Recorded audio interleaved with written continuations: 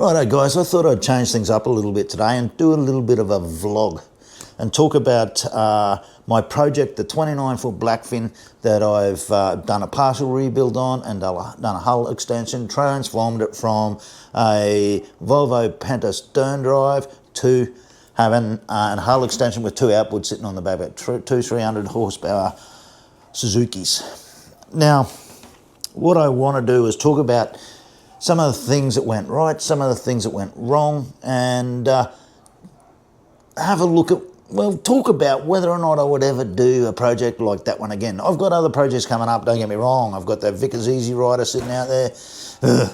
I still haven't finished that because I've been concentrating so hard on that big boat. I've got a Shark Cat that I've got to help the other guys with, do some work on that, and there's going to be other projects coming up in the future.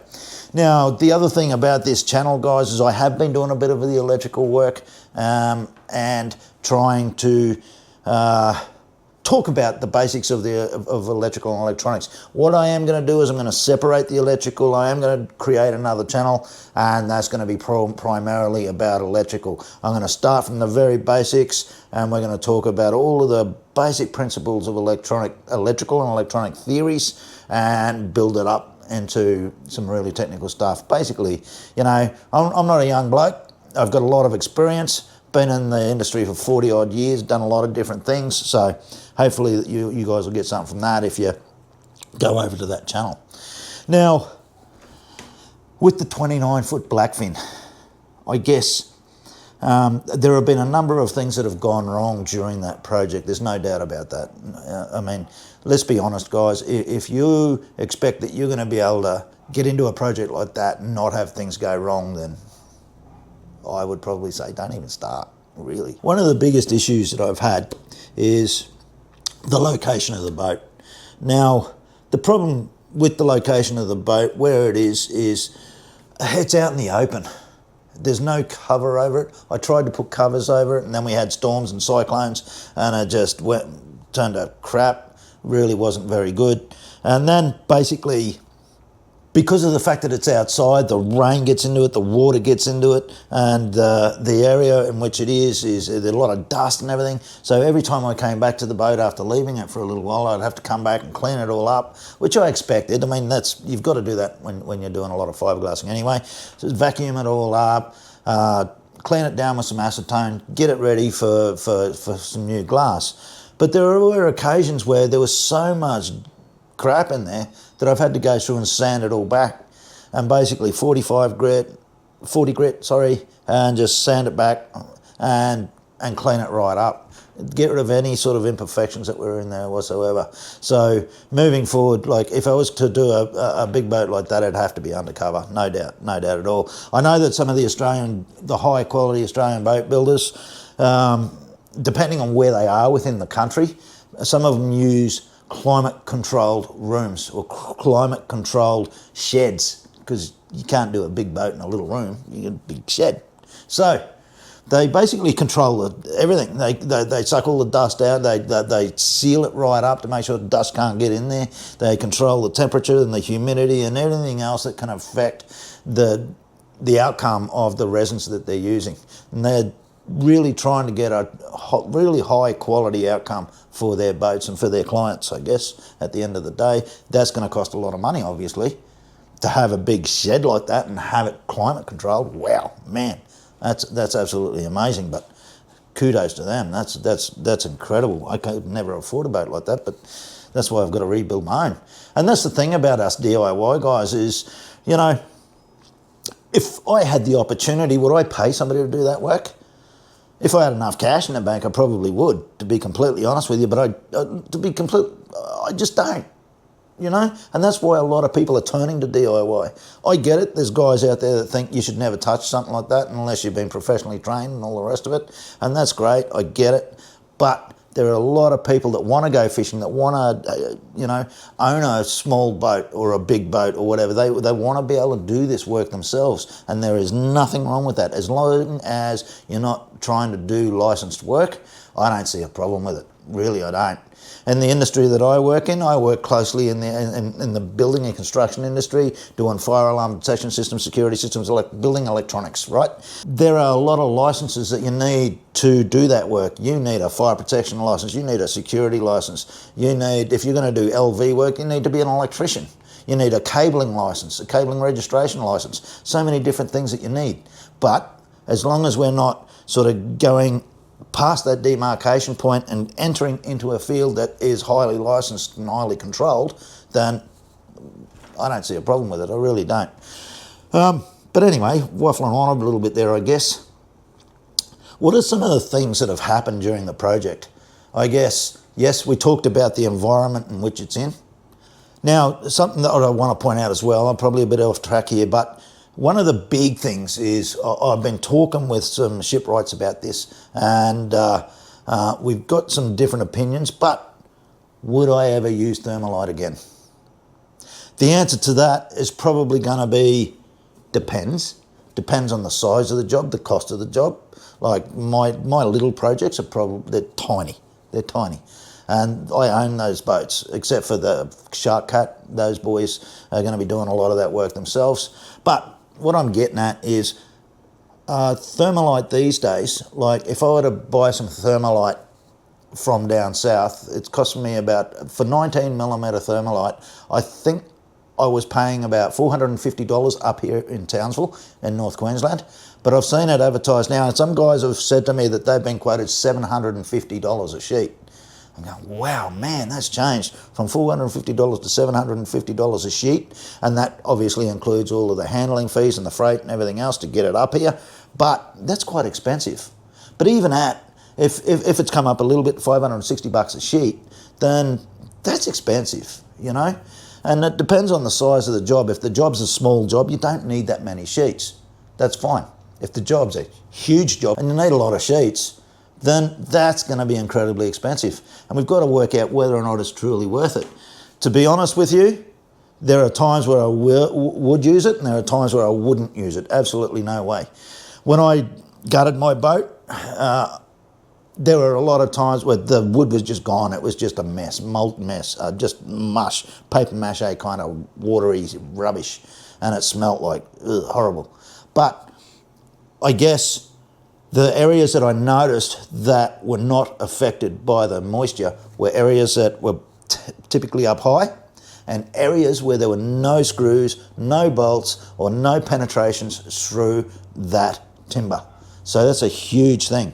So if I was to do it again, yes, I would probably even do a combination of the Thermolite and timber and try to cut back that cost a little bit and be a little bit realistic about it. Now, I understand that Thermolite's going to last forever, going to be out there longer than me, you know, to be completely honest with you.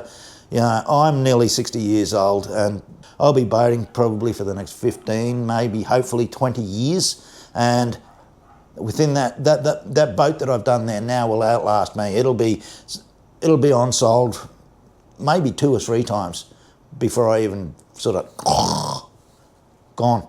It depends on budgets and a lot of other considerations as to whether or not we're going to use Thermolite or timber moving into the future. So the foams as well, high density foams, I've also heard rumours. Like I haven't purchased this stuff for about 12 months. So the high density foams that we use for stringer systems and everything, they've gone up in price. Again, the timber is a cheaper alternative and you've got to really think about the pros and cons of it all. And like I said, I'm probably going to err on the side of what's the most cost effective, what is going to have a screw through it, what's going to have a bolt through it, weigh it all up and make decisions from there.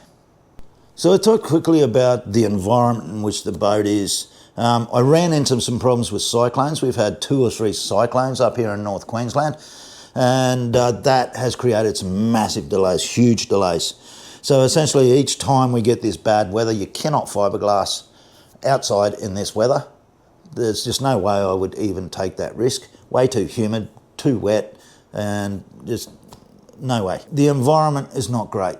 One of the cyclones last year, it delayed me about 4 months, 3 to 4 months, because the weather was just, the cyclone itself would come, then there'd be another low off the coast, it'd be drizzly, it'd be rainy, it'd be just enough to stop you from doing any work. I'd get out there and start to do some work and there'd be drizzle. And I'd be like, where did that come from? So I have basically had to pack up and just go, because I didn't want to be fiberglassing in that sort of weather, doing any resin work whatsoever. Most of the resin work is finished now, so I'm not too worried about it. But the environment is a huge consideration. I've got a couple of notes here that I need to cheat from as well, guys, so just bear with me while I bloody have a look at that. So the time frames were absolutely blown out by that weather. So I just said before that one of them in particular, last year I lost 3 to 4 months and I couldn't do much work at all. This year we're in the same season again. We're in our tropical wet season and I've got the same problem again. We've just had a cyclone across the coast of North Queensland and the wet weather is continuing. I'm not doing the fiberglassing work now, so that saves us a little bit, but it is still outside and you're drizzled on and wet and all. I'm a bit of a sook these days, so, you know, it is what it is. I'm going to keep going. I really don't have that much more work to do. Probably 2 or 3 weeks I could have it all wrapped up. So I'm working on that. The thing is too, guys, I want to point out that in the next video is basically going to be the 0 to 100. I'm going to go through everything. I'm going to try and make that video as informative as I possibly can. I'm going to talk about the resins that I've used, why I've used those resins. I'm going to talk about the fiberglass, the chop strand mat compared to the structural glasses. Yeah, I know some of you guys are right into your fiberglassing and boat building and everything else. We're still going to do that. We're going to do heaps of that. And we're going to do some electrical work as well, because you can't rebuild a boat without having to do some electrical work. So it's just a part of it. You've got to know how to do it. And I've got 40 years experience in those industries, so I can help you along the way, you know. So we're definitely going to keep with the electrical, but we're going to keep within the marine electrical environment, or that scope of work in the marine environment. The other channel that I'm going to create is going to be about the more basic stuff and build it right up to some of the really technical stuff. So we're going to start with all of the really basics about voltage, amp, current, resistance, that sort of gear. I'll talk about Ohm's law. We're going to talk about our power formula and why our power formula is important, what we need it for, how we get our cable sizing right, our fuse sizes right and everything else. I'll go through one of my designs from start to finish, and hopefully you'll be able to learn something from that if you're into the electrical side of it. Go back to my cheat sheets again. Now, originally, when I started this boat, and the whole reason that I started this boat is it was basically a stern drive. Had a Volvo Panto turbo diesel in it with a stern drive on it, and I blew it up. I blew up the stern drive, blew the gearbox, whatever, and there must have been something under the water we hit, whatever. But it took me a long time. I got all the pricing together for to change the diesels out. I got a price for a petrol engine, one of the Mercury V8s, and got a price for new legs and everything. And then when I looked at it and I scratched my head and trying to make those decisions about, am I going to do this? And what am I going to do? You know, am I going to rely on this stern drive again? And there are lots of boats out there that have been on the water for decades that have got stern drives and haven't had problems. But in my mind, I wanted something that firstly was reliable, super reliable, and something that I can get more people to work on. So the outboards were the choice for me. There are some concerns with the outboards, but that'll be something for another time. But ultimately, at the end, you know, I thought that the project was going to take me 3 to 6 months to do. I had no idea it was going to take this long. I really had no idea. We're 2 years into it. So, no, I've only got a few weeks left, like I was saying. If the weather permits, I can get out there and do some work. But essentially, something that I thought was going to take somewhere between 3 and 6 months has taken me 2 years. So a lot longer. With that time comes cost. Obviously, the longer something's sitting there, the more it's going to cost you. So I guess realistically, you know, that's one of the big decisions about whether or not I would do a project like this again. And let's talk about that now. The realistic answer is I'm going to continue doing boats until the day I can't get around. But would I do another project that is of that scale? The answer is probably no. Not unless it's, you know, somebody else's boat and they're doing all the work and I'm just sort of coming along giving them a hand. I don't want to be paying for those fees again. I don't want to be paying all that money. It's just crazy. I didn't allow for that. So it's got me sort of to a position where I'm thinking, oh man, have I done the right thing? Have I done the wrong thing? You know what? I'm not going to know until I put that boat in the water and start doing some sea trials anyway. So that's going to be the next stage, is the sea trials. Just have a look at how that boat goes, what it does, how it performs, how it goes in a following sea. Does it yaw? Does it do some weird stuff? You know, I'm hoping it doesn't. I'm hoping it performs exceptionally well. I really do hope that that's the case. Bit concerned about the height of the engines and a couple of other things going on, but overall there's probably not a huge amount that I can do about that. So the next time it comes out of the water, 18 months to 2 years, when I've got to do anti-foul again, give it a bit of a spruce up, then basically I'll potentially be looking at changing engines. I'm hoping. So hope that gives you a bit of an idea. Some of the things that I've taken into consideration anyway. I'm probably going to do, if you guys like these vlogs, I might start doing a few more vlogs and just sort of talk about some of the things that have gone wrong, some of the things that have, you know, gone right, and just, you know, instead of trying to spend a whole heap of time setting up videos and cameras and everything else to get all of that for content, I think sometimes it's great to just sit down and talk about it and go, hey, this is the truth, this is real, you know. And I think that's a big thing for me too, is keeping it real. And that's why in some of the videos I left the mistakes in there. I left them in there so that you guys could see that it's not always easy, man. If you think that you're going to get in there and you're going to grind out a boat and start doing fiberglass and work and not have any problems, you're joking yourself. You're really kidding yourself, you know, unless you're a shipwright by trade or something else and you've done a lot of fiberglassing in the past. I've been formally trained in the fiberglassing. That was about 10 or 15 years ago. Went and did some courses because I've been doing a lot of boat rebuilds. But did the formal courses of laminating and building moulds and all that sort of stuff and fiberglassing itself. But there's a lot more to it. And there's a lot more practical skills that even, you know, 2 years down the track or 10 years down the track, in any trade, it doesn't matter if you are a tradesman. If you think you walk out of your trade, you do your apprenticeship and you become a tradesman and you think you're never going to learn anything again, you know everything? Whew, nah. We've got a common phrase or term, or like what we say to our apprentices when they finish their apprenticeship, mate. All right, you've done your apprenticeship, now the learning begins. So, look guys, like I said, I'm going to wrap this up here now. But I'm going to do more of these vlogs and I'll maybe put up there vlog or something so that you know, hey man, this guy's going to sit here and talk about stuff and keep it real. So, there you go. All right guys, thanks for listening into that and I hope to see you on the next one, eh? Cheers.